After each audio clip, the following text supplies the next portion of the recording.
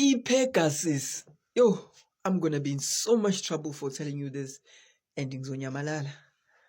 But yeah, the truth shall set you free.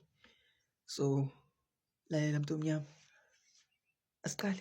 Hey, zonyamalala mina. Once upon a time, a long time ago, 3 friends who lived in Israel came together to start a business and they called it the NSO Group.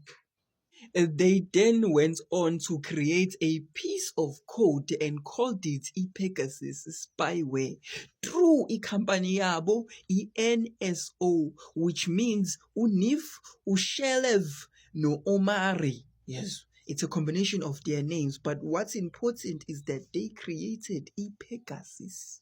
Now comes the important question. What is i-Pegasus and why am I so scared of exposing leli qiniso? Hlakanipha-ke mntomnyama and understand ukuthi with i-Pegasus spyware, they will send you a random SMS or a random text WhatsApp or a random message. Anything, not a link, no, just a message. But once you take your phone, your tablet or your device and open leyo message, you have officially welcomed them to ifoni yakho.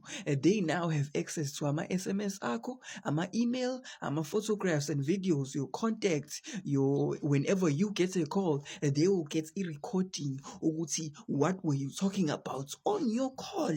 Understand ukuthi they have access to your WhatsApp, access to your calendar, they have active microphone. That means ukuthi right now I could be sitting with my friends talking izinto personal ezethu, but because I have my phone with them and my phone has been infected with i-Pegasus, they will hear everything esikhulumayo. Whether your phone is turned off or is turned on, either way, they have officially activated a microphone. Yes.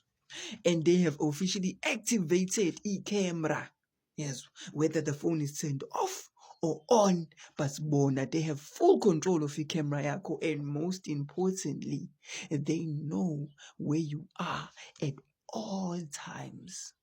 Once they are able to infect your device with the Pegasus, understand ukuthi capabilities include reading 100% of SMSs and messaging apps, copying emails, photos and videos, accessing passwords and contacts, tracking your location wherever you are in real time. Understand ukuthi turning on the microphone, they have access to a microphone and can listen to your conversations. They have access to your cameras so they can see who you're with all the time, whether the phone is turned on or off. They are monitoring your apps, including WhatsApp, Telegram, Signal, Facebook, and everything else.